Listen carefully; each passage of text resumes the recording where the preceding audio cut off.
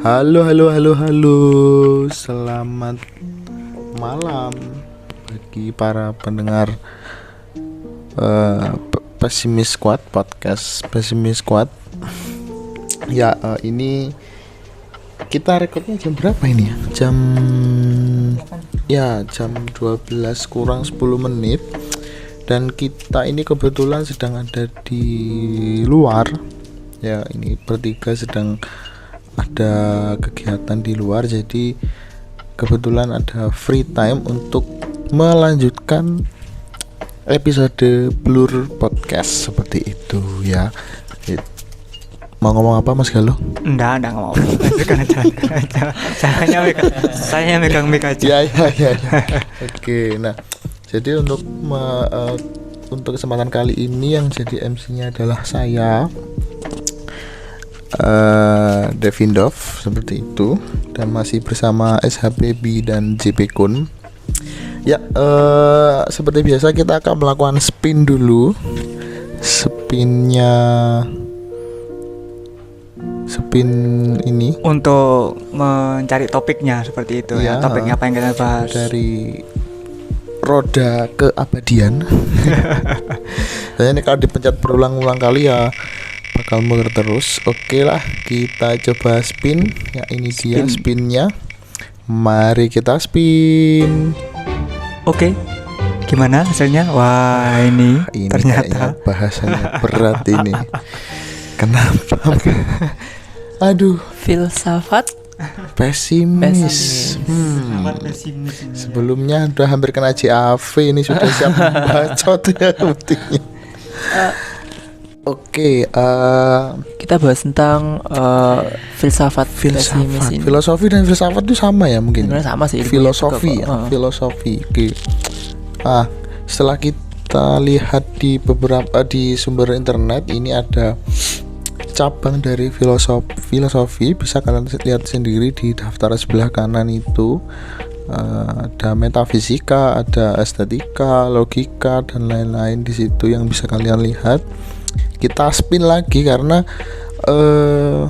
filosofi pesimis ini, karena memang kita butuh wadah, istilahnya kita mau membahas apa di sini, entah itu politik atau segalanya atau semacamnya, maksud saya seperti itu.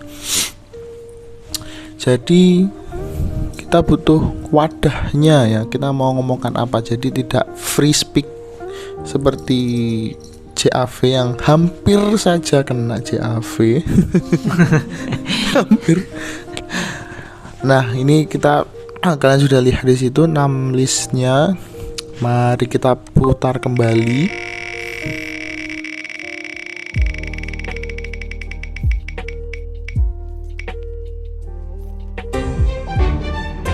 Wah, loh. Kita kok dapatnya kok metafisika nih, saya berharap dapat etika ini. Ya namanya juga harapan ya, berharap pada manusia itu memang. Padahal pengennya politik kan saya ini. Oh iya. Kalau saya etika, kalau Mas Galuh politik, kalau SHBB maunya apa? Pengennya ini. Saya pengennya kalau bisa sih lebih ke ekonomi ya. Iya, karena kan manusia juga gak bisa lepas dari nama ekonomi ya. Filsafat ekonomi, uang ya. Uang bukanlah segalanya, tapi segalanya butuh uang. Masuk ya. Oke, membahas metafisika. Mungkin dari JP Kun ada apa ya istilahnya, pengertian umum lah barangkali.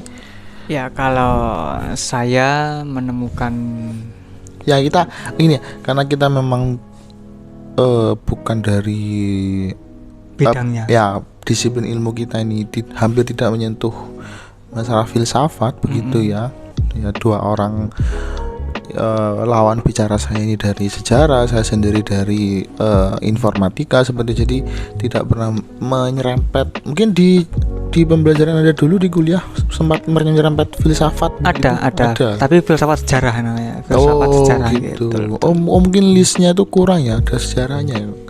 Ya enggak apa-apa kalau ya. karena emang beda-beda. Nah, ini ada filsafat tapi cuma filsafat sejarah. Nah, untuk metafisika ini sendiri Untuk pengertiannya kita coba mengambil dari sumber yang ada di internet. Jadi sebelumnya kami mohon maaf yang sebesar-besarnya barangkali dari pendengar podcast ini ada yang sedikit wah ini tidak benar, ini faktanya seperti ini. Ya kami mohon maaf sebesar-besarnya. Jadi kami tetap memberikan obrolan yang menarik ya. Nanti kalian sendiri yang menilai entah apa yang kita sampaikan ini benar atau tidak. Kami berusaha memberikan yang terbaik sesuai dengan fakta, begitu saja ya. Silakan Mas, mungkin bisa kalian revisi di kolom komentar seperti itu ya.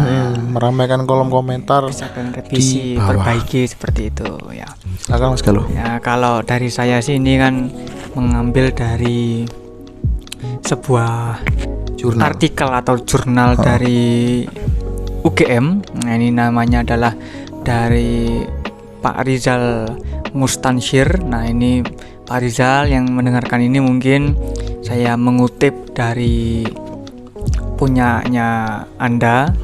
Jadi mohon izin ya Pak Rizal ya. Mohon izin ya Pak Rizal ini. Jadi metafisika kalau katanya Pak Rizal dari UGM ini adalah sebuah cabang ilmu filsafat yang mana membahas tentang keberadaan atau eksistensi dari sesuatu ya, seperti itu. Kemudian metafisika ini berasal dari bahasa Yunani yang intinya adalah hal-hal yang ada di balik benda-benda yang tampak. Jadi di luar benda yang tampak yang kita lihat kayak sekarang, mungkin kita melihat ada televisi, ada kursi, ada tembok, ada rumah. Nah, hal-hal di balik itu yang kita tidak bisa melihat, mungkin seperti itu. Mungkin Mas Devindov seperti itu. Nah, kita membahas udang berarti ya. Ada udang di balik rempeyek, betul sekali. Iya. Kok ganti sekarang? Iya kan, kalau rempeyeknya punya kebanyakan, udangnya tidak kelihatan kan? betul. Ya. Jadi lanjut bahwa di sini intinya ada beberapa aliran metafisika itu. Yang pertama adalah aliran materialisme, yang mana di sini menganggap bahwa tidak ada hal yang nyata selain materi. Nah, di sini berarti materi itu sesuatu hal yang kelihatan, dapat diraba, nah berbentuk seperti kursi seperti itu dan benda-benda seperti itu. Nah, hal-hal yang tidak bisa terlihat seperti contohnya adalah pikiran, jiwa, keyakinan, perasaan dan sebagainya, itulah yang dibahas dalam metafisika seperti itu, dalam keilmuan seperti itu. Nah, lanjut yang kedua adalah spiritualisme, yang mana pandangan ini intinya adalah nama berulang. Ini sudah serius loh. Sarifi ini memang lanjut Mas Jimikun. Ya, jadi di sini adalah tentang roh. Jadi roh itu adalah sesuatu yang dibahas dalam metafisika, yang berarti hal yang tak tampak.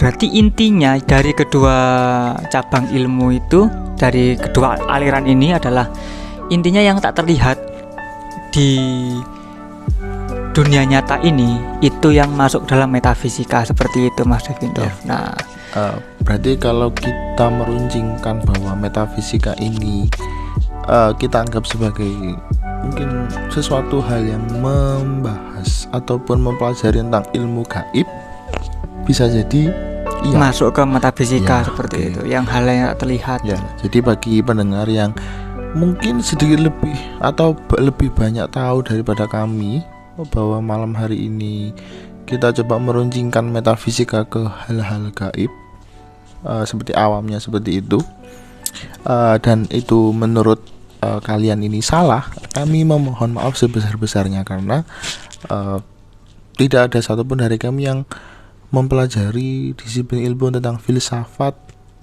ya secara detail diajarkan oleh yang lebih tahu tentunya, ya seperti guru kepada siswa, dosen kepada mahasiswa, seperti itu. Kami hanya memberikan yang terbaik yang bisa kami bicarakan sesuai dengan yang dipilih oleh roda keabadian seperti itu. Roda keabadian. Ya, boleh.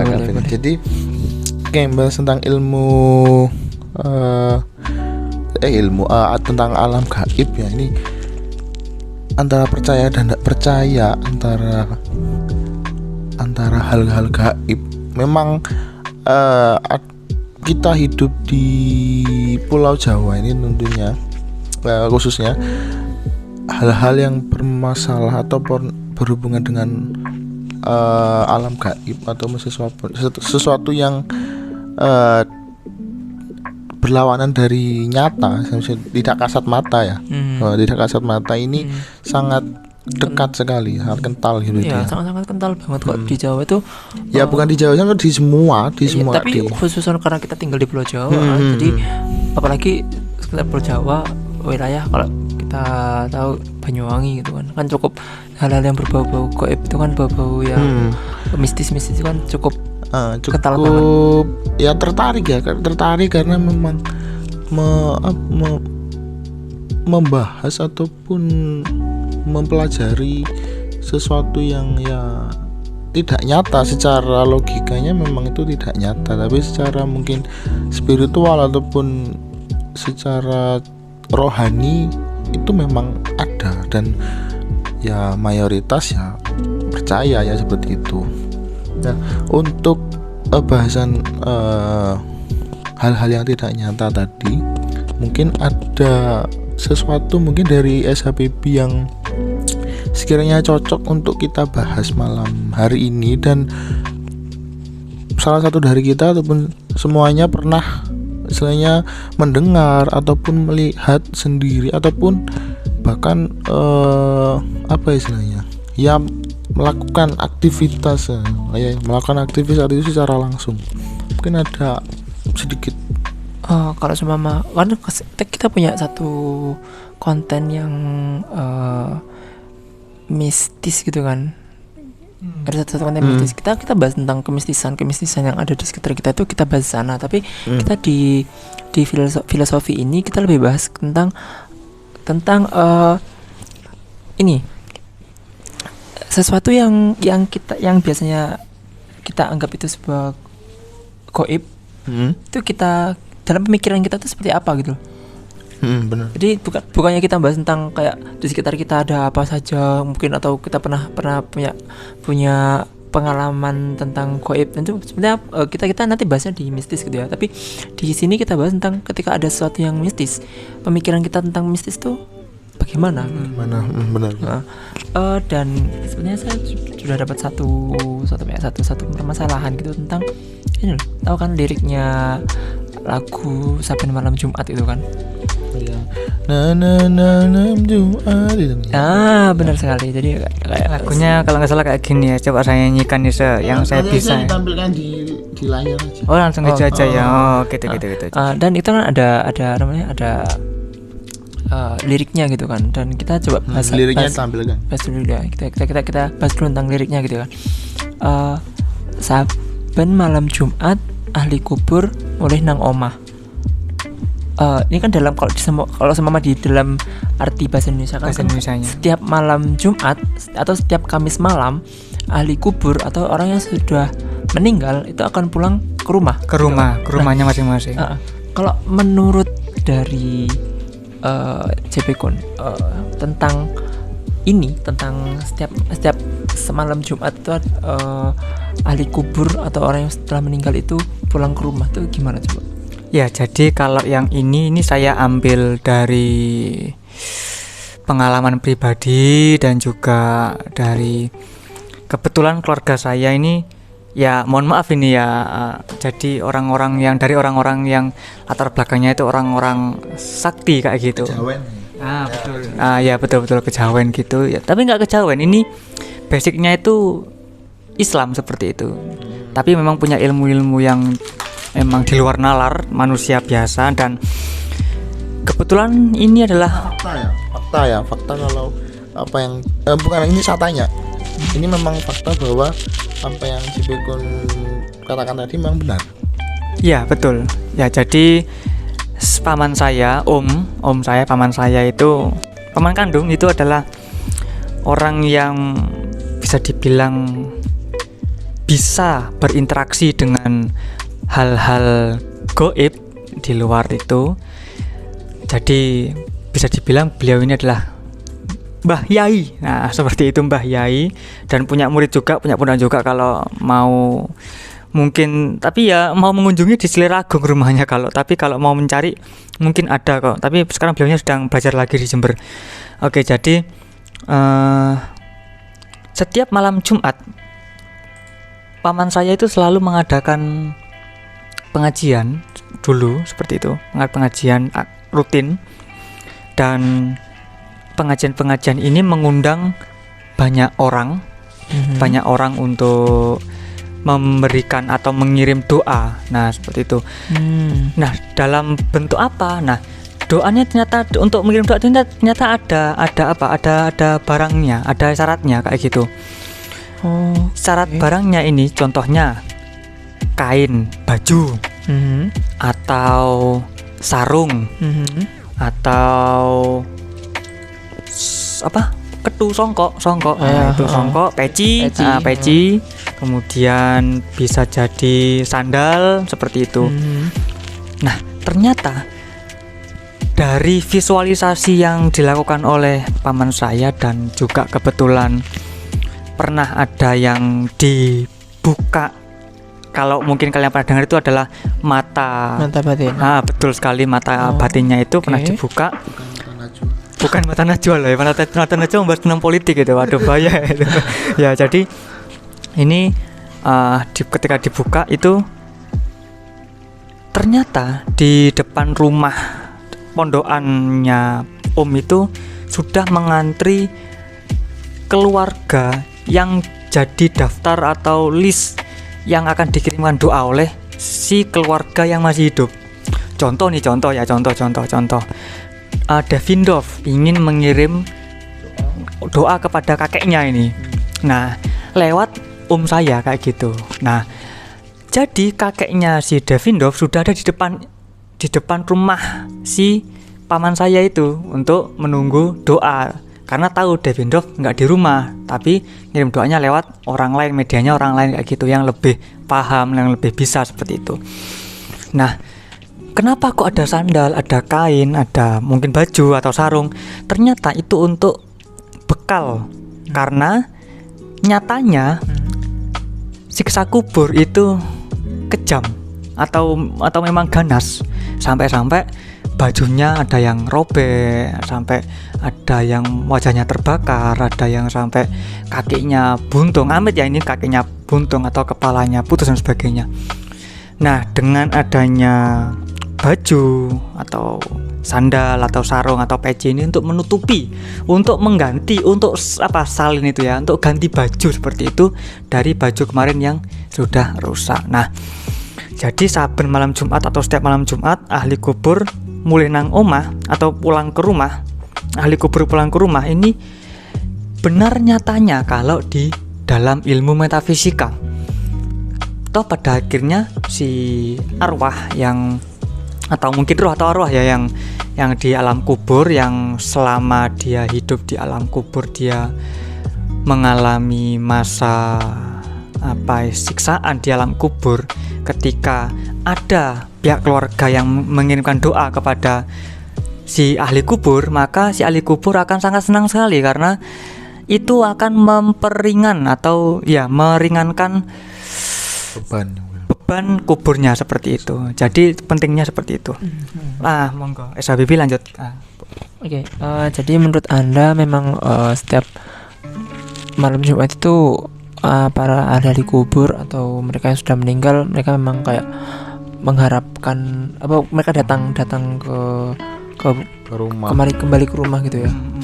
Oke. Kemudian di lirik yang nomor 2, kanggo njaluk donga wacan Quran najan sak kalimat. Jadi kayak artinya itu kayak untuk meminta doa meskipun hanya dari Quran, meskipun hanya cuma dari satu kalimat saja gitu. Mungkin ada yang bisa menjelaskan tentang hal ini. Iya, jadi di pondokannya paman saya ini anu ya, mohon maaf, ini saya juga pernah ikut masalahnya. Jadi saya nggak cuma dari omongan paman saya aja. True story, saya pernah ikut pengajiannya juga dulu waktu ketika SMP sampai SMA. Itu dulu sebelum saya kuliah, saya aktif ikut, istilahnya meskipun saya sekarang ini orangnya agak nelewer gitu, agak miring-miring gimana. Pernah lurus gitu. Saya pernah ikut pengajian yang lurus gitu, yang memang berhubungan langsung dengan orang yang sudah nggak ada seperti itu. Nah, jadi kanggo njaluk donga untuk meminta doa, wacan Quran, baca Quran meskipun hanya satu kalimat. Jadi di pengajian umumnya, di pengajian malam Jumat itu selalu membacakan Mas Devindov biasanya itu tahlil ya. Tahlil istighosa seperti itu kan. Nah, surat Yasin. Yasin itu berapa ayat? 83. Yasin 83. Lupa. Kenapa Anda? Ini gimana? Berapa? 83 Yasin ya? 83 ayat Yasin kan? Iya paling. Iya, Coba lihat dulu biar pasti, biar nanti gak salah ilmunya ini ya nanti ya. Benar 83 ayat. Iya sudah, untuk lebih Astaghfirullahaladzim. Itu kayak ilmu matematika pasti. Ya, saya hafal sih. Kenapa Anda mencarinya lama sekali? Iya. Mungkin ada 83 ya, Mas Devindov ya, sekitar segitu itu. Yasin.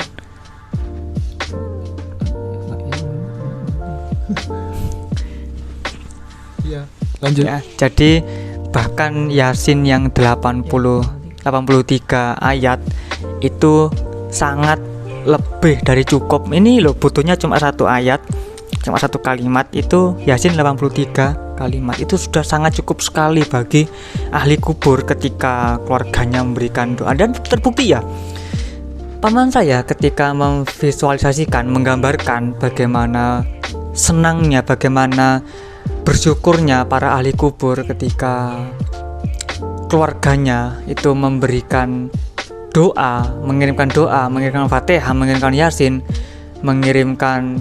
menggantikan bajunya dengan baju yang lebih baru. Itu senang banget. Karena apa? Karena yang menyiksa di kubur itu minimal tidak terlalu overpower, tidak terlalu ini mohon maaf saya bercanda tidak terlalu keras seperti itu, karena sudah ada pegangan doa. Nah, jadi pegangan doa inilah yang nantinya menjadi bekal ketika para ahli kubur kembali lagi ke kuburan seperti itu.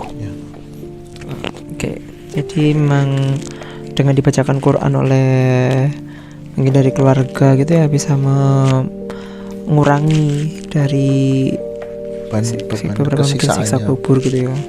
Ya, semoga kita dilindungi dari siksa kubur semuanya. Ya, amin. dijauhkan dari siksa kubur. Ya. Kemudian yang selanjutnya, ini mungkin nggak cuma satu bait aja ya, mungkin bisa beberapa bait itu karena sudah cukup lama nih. Lamun ora dikirimi banjur bali merebes mili, bali nang kuburan mangku tangan tetangisan. Kebacut temenan ngger anak turunku, kowe ora wirang padha mangan tinggalanku. Jadi kayak artinya itu lamun ora dikirimi banjur bali merebes mili. Jadi kayak namun tidak dikirimi oleh keluarganya. Jadi dia tuh kayak menangis sedih karena tidak dikirimi doa. Bali nang kuburan mangku tangan tetangisan. Jadi kembali ke kuburan. Jadi setelah dia datang ke rumah, ternyata di rumah tidak ngajeni, tidak dibacakan Quran gitu. Kemudian dia menangis dan akhirnya dia kembali ke kuburan sambil mangku tangan tetangisan, sambil berpangku tangan dan dia menangis gitu. Kebacut apa ya? sungguh terlalu. Ya. Jadi sungguh terlalu, benar-benar keterlaluan anak keturunannya, bahwa mereka kowe ora wirang padha mangan tinggalanku. Jadi mereka ini tidak punya malu tinggal dan makan di hasil peninggalan dari orang tuanya gitu. Nah jadi gimana JP Kun untuk ini tentang hal ini? Ya mungkin ada itu ya sangkut pautnya dengan diceritakan bahwa kalau yang sudah mendapatkan kalau yang sudah ngajikan seperti itu kan kayak senang, terus bahagia. Yang seperti disampaikan tadi ada apa sandal kain seperti itu, dia lebih senang. Bagi yang tidak mendapat, nah ini jadi yang biasanya biasanya di paman saya itu memang ada kayak langganan gitu Mas, jadi langganan orang yang sering ngirim doa. Nah ketika pada minggu itu, ketika pekan Kamis itu nggak datang, bingung ini si ahli kubur bingung. Jadi baju sudah camping, udah rusak karena siksaan kubur. Nah kok nggak ada ngono, dicari di rumahnya itu. Ketika paman saya komunikasi dengan si ahli kubur itu, tanyai loh, di rumah emang nggak ada ngono, nggak ada di rumah itu, nggak ada yang ngirim doa ke saya pikir di sini doanya itu, ternyata juga nggak ada juga kayak gitu.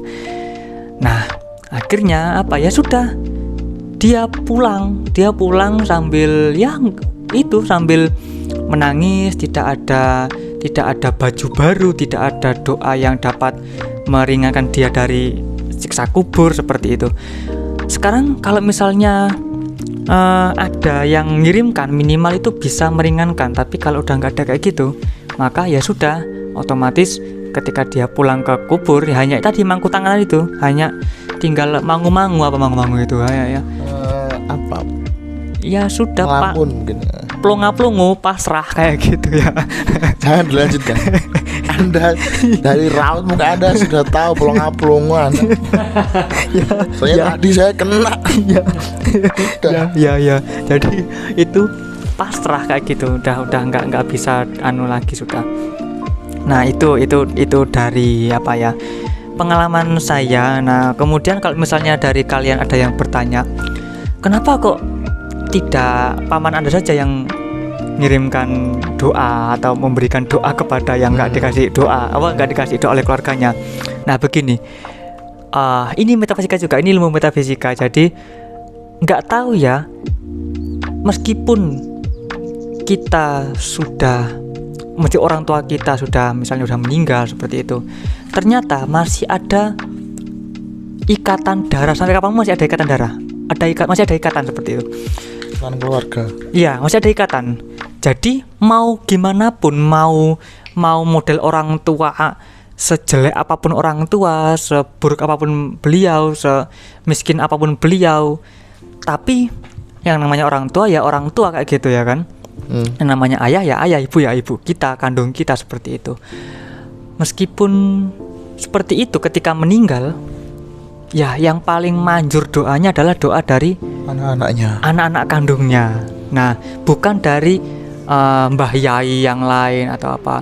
Makanya ketika banyak atau ustadz yang bilang, yang ceramah-ceramah gitu, yang bilang ngapain Anda ketika ada Habib itu malah salaman sampai salaman sing di yang dipeluk-peluk, salaman yang diputer-puter tangannya.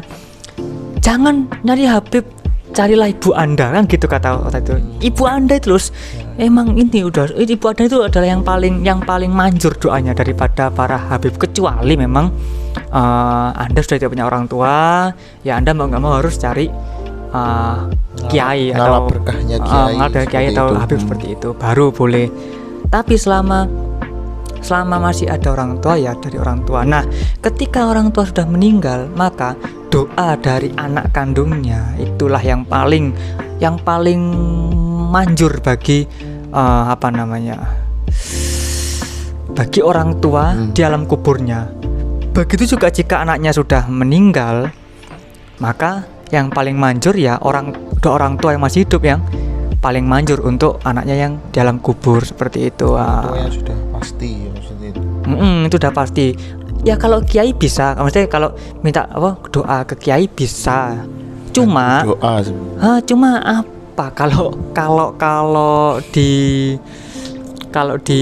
Dota itu misalnya kalau kita diibaratkan mungkin ini ya, doanya yang dari keluarganya pakai kereta cepat. Kalau begitu. yang dari orang lain ataupun minta bantuan doa dari kiai atau Pak Ustadz, ya mungkin pakai Nyampe cuma lama gitu, gitu ya. kurang efektif. Tapi kurang kalau dari marem lah. tapi kalau dari anak kandung, meskipun anak kandungnya cuma kirim Al-Fatihah, tapi apa kayak nggak tahu, nggak bisa lengkap, tapi cuma Al-Fatihah, Yasin, hanya itu aja, tahlil. Cukup itu sudah sangat-sangat membantu banget gitu. Lebih baik seperti itu. Nah, itu kata paman saya dalam ilmu antara yang enggak terlihat dengan yang terlihat seperti itu di sini, antara kita yang masih ada di sini dengan mereka yang sudah enggak ada. Nah, di sini ini bukan ilmu, ini bukan tentang gaib. Nanti ada sendiri ya ini gaib jenis horor, ada horornya, ada sendiri sini horor. Ini bukan horor, tapi ini adalah ilmu metafisika yang mana kita mempelajari hal-hal yang tak nampak.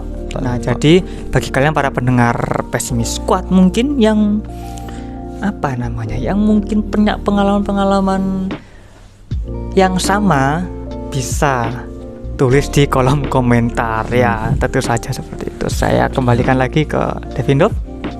Terlepas dari kepercayaan para pendengar yang entah mempercayai ceritanya dari JP Kon ini atau tidak, yang pasti bahwa kalau orang atau ruh orang yang sudah meninggal itu pernah dikatakan oleh beberapa pemuka agama bahwa ya mereka atau beliau-beliau itu ya para ahli kubur ini ya tidak pernah kembali ataupun melihat. Nah, mungkin dari ceritanya JP Kon tadi ada sedikit mungkin kayak ada miss mungkin di pikiran kalian. Loh, itu apa istilahnya mereka ini dipanggil untuk ngumpul untuk mendapatkan doa-doanya dari keluarganya atau mereka ini datang sendiri? Nah, seperti itu kan, mungkin ada yang berbilang seperti itu. Jadi itu terlepas dari benar atau tidaknya, ini hak kalian untuk menerima atau tidak ya dari pemuka agama tersebutnya, pemuka agama Islam, bahwa ruh orang yang sudah meninggal ini sudah berbeda dunia dengan orang-orang yang masih hidup. Nah, kalian mungkin tahu di perjalanan ada alam kandungan, terus alam dunia, ada alam kubur dan alam barzah seperti itu. Nah, posisi kita dan ruh dari keluarga atau sanak saudara kita yang sudah meninggal itu sudah berbeda. Jadi mereka dengan saya pemuka agama ini dengan pasti dan dengan tegas bahwa para roh ini tidak pernah bisa kembali ataupun tidak bakal istilahnya mungkin kasarnya kayak nagih doa seperti itu ya. Itu tergantung dari amalannya dia waktu semasa hidup. Jadi kayak amalan ini terkait pada misalkan kayak sedekah, amal jariah seperti itu. Jadi semasa hidupnya banyak melakukan perbuatan baik ataupun banyak melakukan sedekah dan sedekahnya ini bermanfaat bagi banyak orang, amal jariahnya ini tidak akan terputus. Dan mungkin dari para pendengar sudah sering mendengar seperti itu ya. Kalau saya sendiri ya untuk masalah mengirim doa itu saya percaya bahwa doa ini dikhususkan kepada roh dari keluarga kita yang sudah meninggal itu, insya Allah kan nyampe isanya gitu. Entah dalam artian para beliau yang sudah meninggal atau ahli kubur yang sudah meninggal tidak menagih ataupun tidak, kalau memang kita niat untuk mendoakan keluarga kita yang sudah meninggal, insya Allah pasti nyampe hasilnya gitu kan ya. Nah, terlepas dari ceritanya JP Kon yang mereka bahkan antri ya, mereka antri di omnya JP Kon untuk menerima doa dari menerima kiriman doa dari sanak keluarganya tersebut. Dari SHBB mungkin ada lanjutan? Kalau saya sih mungkin sama sih ya. Jadi kalau menurut pengetahuan saya sih, ini kan kita bicara tentang filsafat gitu ya. Jadi kan tentang satu pemikiran yang di luar apa yang kita bisa lihat gitu kan. Jadi kalau menurut yang pernah saya pelajari ya, iya sih, ketika seseorang itu sudah meninggal maka akan terputus semua amalannya dia. Semua amalan itu akan terputus kecuali cuma 3 gitu kan. Cuma tentang amal jariahnya, kemudian ilmu yang bermanfaat, dan doa anak yang soleh gitu kan. Ya, jadi kalau memang dia amal jariah, nggak mungkin kan orang udah meninggal tuh bisa beramal jariah, ya kan, nggak mungkin kan. Kemudian bagaimana mungkin seseorang yang sudah meninggal bisa mengamalkan ilmunya? Nah kan nggak mungkin kan. Kemudian berarti hanya tinggal yang nomor 3 dong, doa anak yang soleh gitu kan. Nah doa yang soleh, jadi bisa jadi ketika sama seperti yang dari kedua teman saya ini, yang satunya tadi mungkin anaknya yang mengirimkan baju, mengirimkan sandal dan sebagainya, itu ya mungkin ya dalam pikiran saya itu nyampe ke orang tuanya, insya Allah mungkin nyampe gitu ya. Mungkin juga yang dari Devendorf juga bilang bahwa mereka nggak bisa minta gitu loh, nggak bisa nagih atau nggak bisa minta ke para keturunannya, tapi ya setidaknya keturunannya ini tahu diri. Mereka tahu diri bahwa hanya mereka lah yang bisa memberikan mungkin keringanan dalam kalau sama memang ada siksa kubur, mungkin bisa memberikan keringanan dalam siksa kubur, atau mungkin mendoakan para orang tuanya agar diampuni dosa-dosa dari orang tuanya tersebut. Jadi kalau dalam pemikiran kami sih, pemikiran saya khususnya jadi seperti itu. Dan ya bisa jadi ketika ada kayak mungkin 7 hari, mungkin kita bisa next ya, mungkin kita bisa bahas tentang tahlilan 7 hari, 40 hari, 100 hari sampai 1000 hari gitu kan. Kita bisa bahas tentang itu kan juga tentang metafisika toh. Nah, mungkin kita bisa bahas tentang itu di lain kesempatan lagi kalau kita mendapatkan hal metafisika lagi gitu ya. Jadi kayaknya filosofi pesimis ini kayak bahasan yang berat gitu ya. Benar berat sekali. Jadi kalau dari yang kemarin kan rasanya kita banyak kebetulan recehnya gitu kan. Roda keabadiannya kayaknya ngambek ini. Kebanyakan bercanda kita. Jadi kalau kemarin kita bahas tentang ini tuh kayak receh gitu kan. Tapi ketika kita sudah dapat tentang satu filsafat itu rasanya kok berat banget itu. Ya, jadi gitu. Dan kita lanjutkan tentang ini, masih ada dua bait lagi. Jadi di bait yang yang terakhir itu ada, lamun aku bisa bali nang alam dunya, bakal tak ringkesi dunyaku sing isi ono. Jadi kalau jika mereka bisa kembali lagi ke dunia dengan perilaku anak keturunannya mereka yang menikmati hasil mereka, jerih payah mereka selama di dunia, namun mereka melupakan orang tuanya yang sudah meninggal, maka mereka kayak punya keinginan bahwa ketika mereka seumpama bisa kembali lagi ke dunia, maka mereka akan meringkes apa ya? membereskan ya, mengambil semua apa yang sudah mereka kumpulkan di dunia, dan mereka tidak meninggalkannya untuk anak keturunannya. Jadi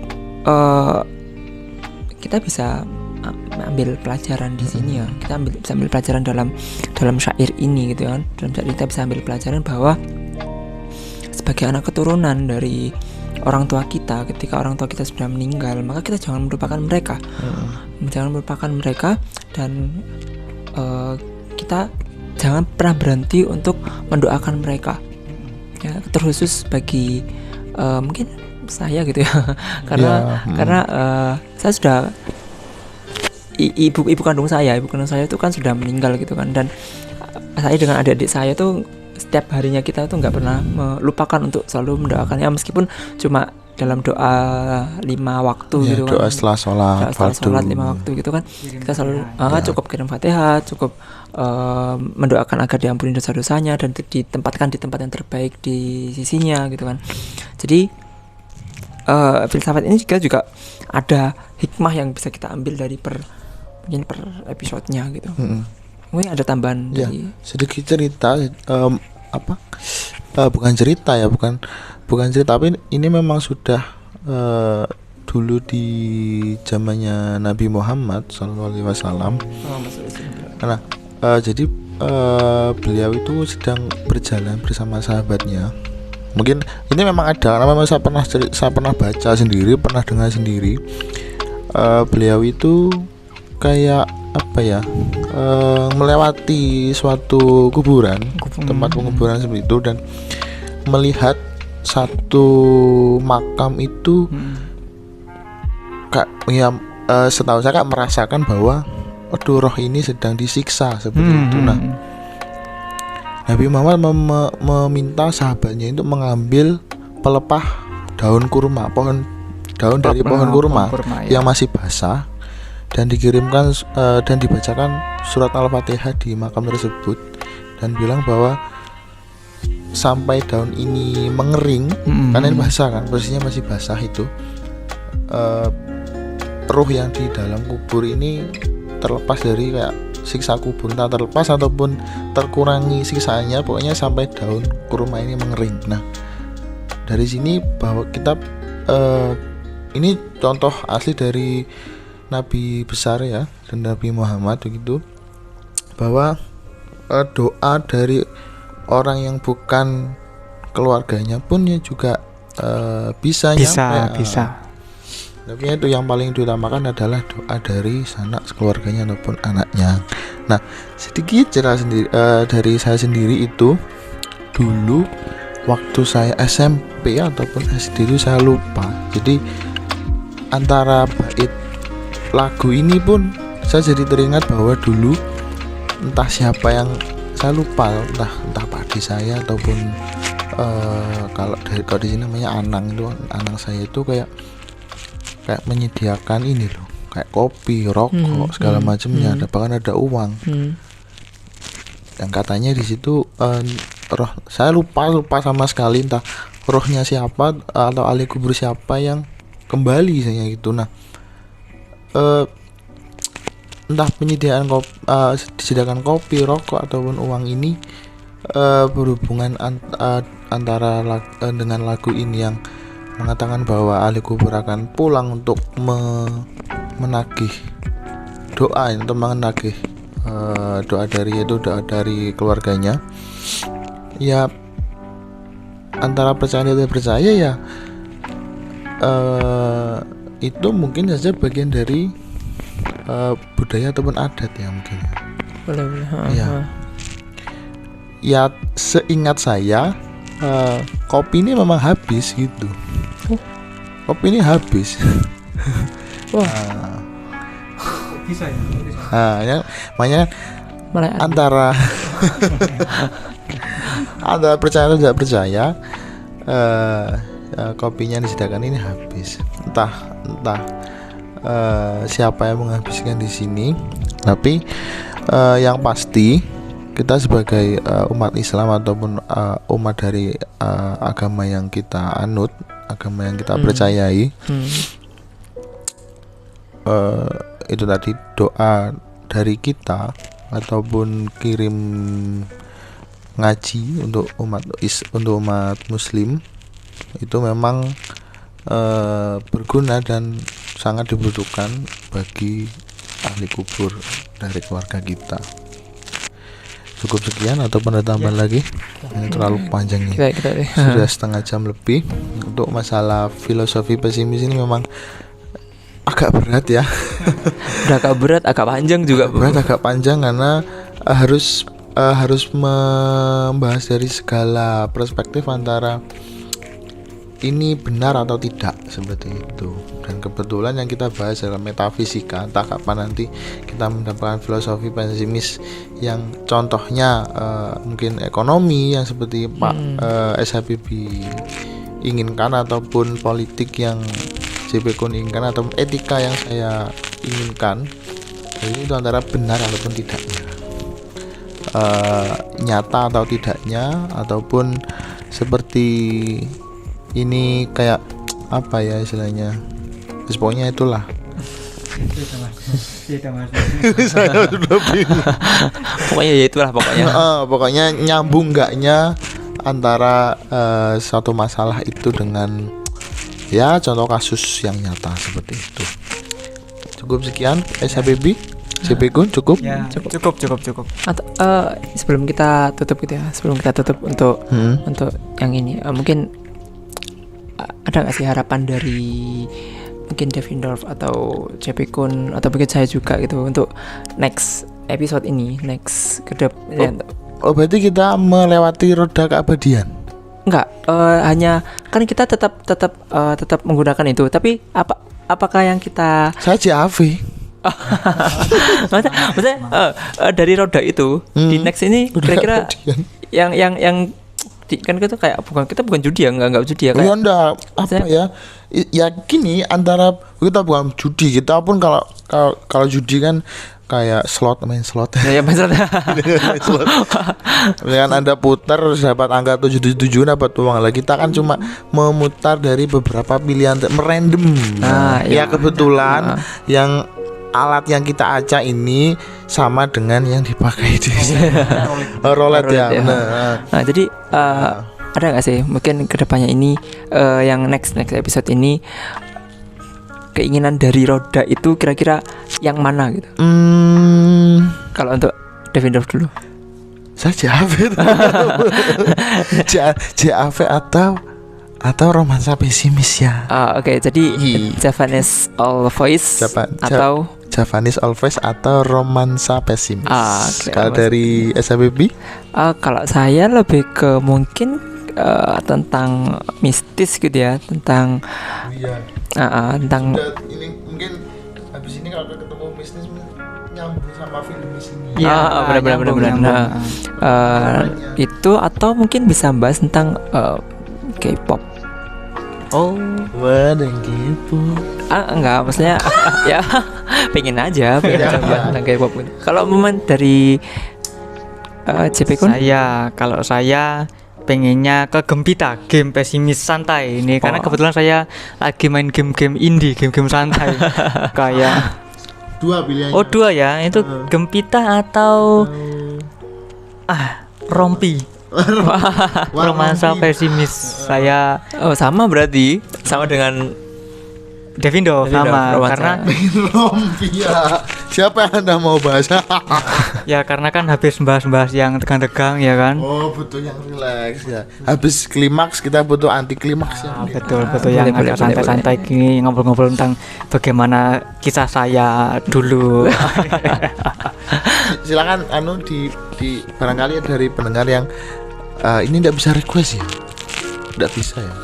Mungkin bisa kalau diadakan satu, mungkin nanti kita berhenti roulette, mungkin kita mungkin untuk berapa kali episode kita spin, kemudian mungkin episode selanjutnya kita bisa ambil dari request. Nah, oleh karena itu bagi para pendengar setia dari Pesimis Squad, silahkan kalian bisa kalau punya nomor kami chat saja langsung. Saya request ini. Nah, atau mungkin di kolom komentar. Lebih mudah di kolom komentar di YouTube ya. Di YouTube kami Pesimis Squad, silakan kolom komentar request apa yang kalian mau, nanti akan kami pilih salah satu yang sekiranya masuk akal kami bahas. Yang masuk akal. Tapi tetap kita putar di roda keabadian. Gimana? Tetap kita putar aja. Kan ada yang request ini apa rompi terus kita putar, misalnya kita dapat Gempita atau Dota, ya coba kita rundingkan ya paling lama 2 tahun lah. Ya enggak. Mungkin kita akan segera buat podcast yang kalian inginkan. Mungkin hanya satu aja, nanti kita spin lagi sampai berapa episode gitu. Nanti sesuai dengan nanti biar kalian suka, biar kalian penasaran dengan bagaimana kami ya kan. Nah, jadi ya gampang, syaratnya adalah subscribe YouTube kami. Like, comment, subscribe, share semuanya yang bisa kalian pencet di YouTube. Nah, Yang itu. penting jangan di report ataupun di dislike ya. Ya betul. Like, comment, dan subscribe itu syaratnya. Ya silakan kalian komen, kalian mau minta apa, pokoknya subscribe. Nanti akan kami podcastkan seperti itu. Oke, jadi itu bahasan kita tentang filosofi pesimis. Mungkin mau ditutup oleh Ya, Devendorf. jangan terlalu tegang ya teman-teman. Ini memang terlalu panjang ini direkod sampai 42 menit. Ini kalian bahas apa? 4. Oh iya ding. Sama yang tadi 42 tambah 8 50 menitan ini sudah. Yang tadi Anda jangan lupa tadi kekat loh. Ya untuk filmis atau filosofi pesimis silakan disikapi dengan bijak oleh masing-masing pribadi dari kalian. Jadi kami tidak menyuruh atau memaksa Anda untuk menerima pendapat kami atau mempercayai cerita kami ataupun menolaknya. Itu tergantung dari pribadi kalian masing-masing. Ya, yang pasti ini tuh pendapat dari kami. Semua yang kita bicarakan adalah Murni pendapat kita. dari kami. Untuk yang kita kutip itu sudah pasti ada di internet seperti.